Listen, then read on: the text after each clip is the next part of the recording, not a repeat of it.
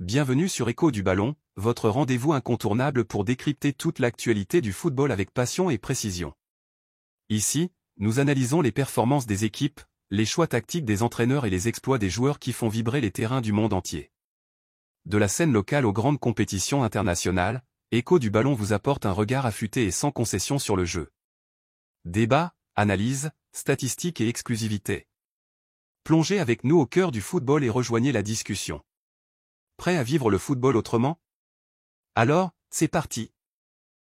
Convocation d'Hassane Diao, Com, 19 ans, Pape Thiaw prend le contre-pied d'Aliou Cissé. Avec la blessure d'Iliman Ndiaye, indisponible pour le prochain rassemblement des Lions, Pape Thiaw n'a pas hésité à chercher son remplaçant. Son choix s'est porté sur Hassane Diao, le jeune prodige de Com, longtemps écarté par Aliou Cissé sous prétexte qu'il devait encore mûrir.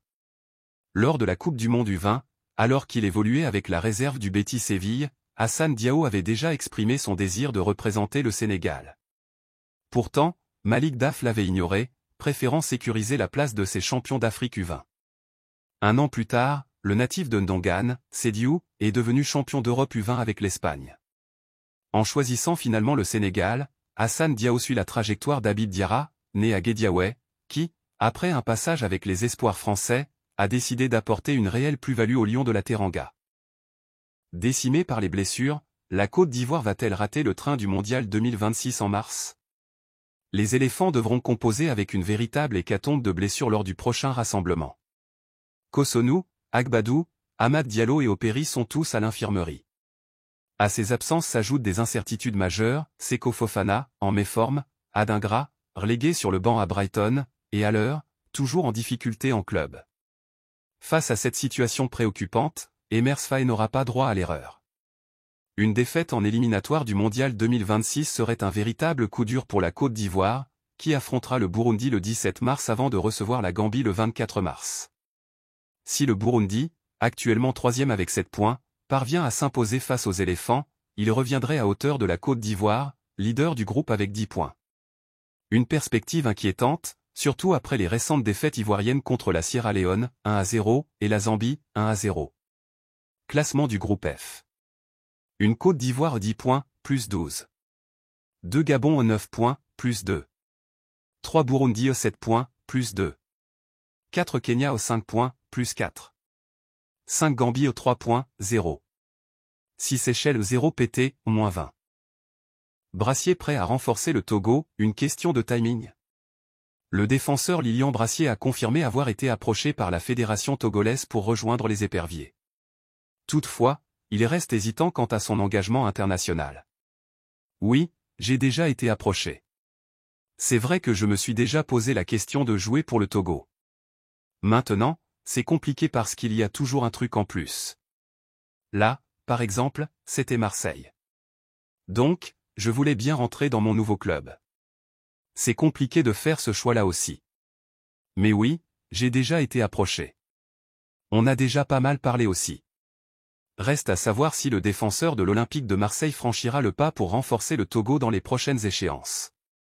Les éperviers recevront la Mauritanie le 17 mars avant de se déplacer à Dakar pour affronter le Sénégal le 24 mars, dans le cadre des éliminatoires du Mondial 2026.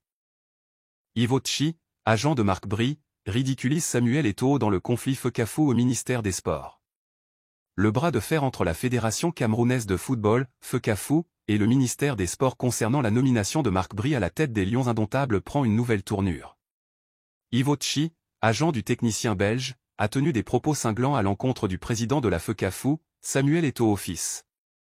J'ai négocié le contrat du sélectionneur avec le ministre des Sports, qui est son partenaire contractuel officiel, son lieu de travail désigné étant l'équipe nationale du Cameroun en tant qu'entraîneur principal. Cependant, dans les copies du contrat que j'ai en ma possession, signé par les deux parties, je ne vois pas la Fekafou mentionnée comme son partenaire contractuel.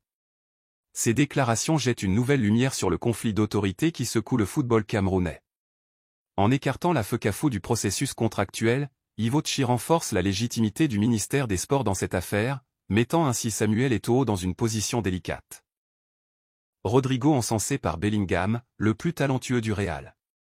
Avec 12 buts et 9 passes décisives en 34 matchs sous les couleurs du Real Madrid cette saison, Rodrigo impressionne par son efficacité et son engagement. son coéquipier Jude Bellingham n'a pas tari d'éloges à son sujet, soulignant son talent exceptionnel et son esprit de sacrifice. Rodrigo Goes est très sous-estimé.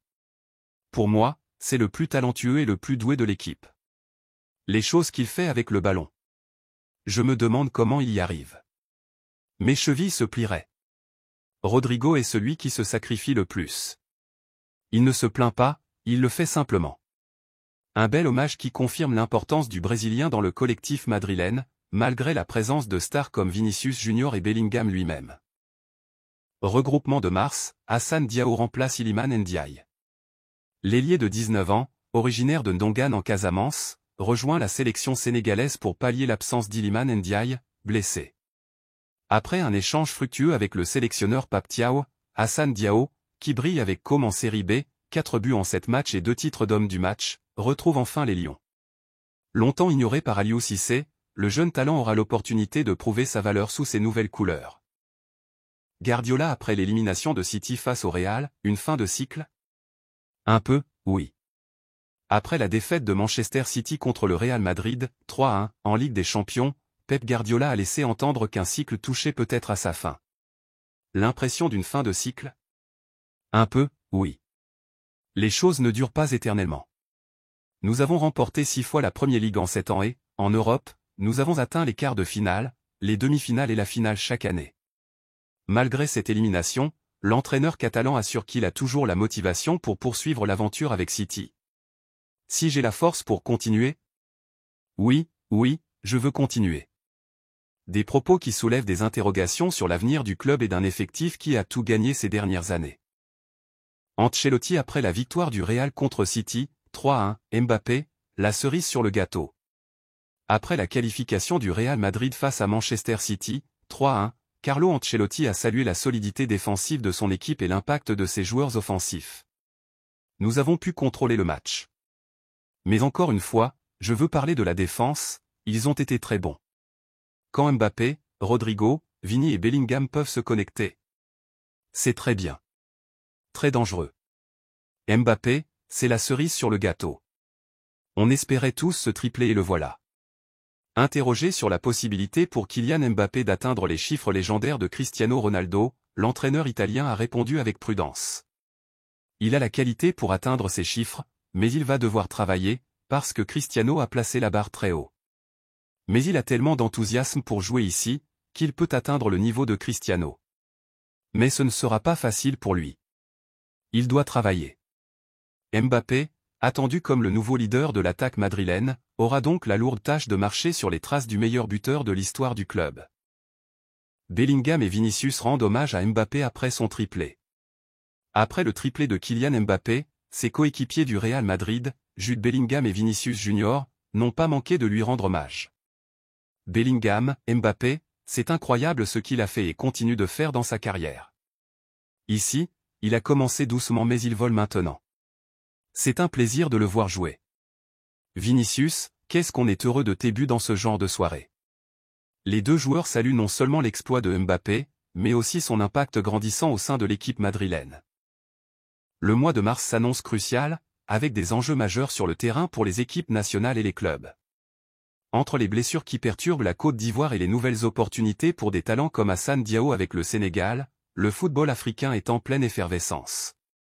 En Europe, la quête du trône continue avec des géants comme le Real Madrid et des figures montantes comme Kylian Mbappé, dont les exploits redéfinissent les attentes. Pour les équipes et les joueurs concernés, la route vers les qualifications pour la Coupe du Monde et les grands titres se dessine, mais rien n'est encore joué. Les décisions tactiques, les performances individuelles et la gestion des blessures seront déterminants dans les semaines à venir. Reste à savoir qui saura saisir les opportunités et répondre aux défis du mois de mars.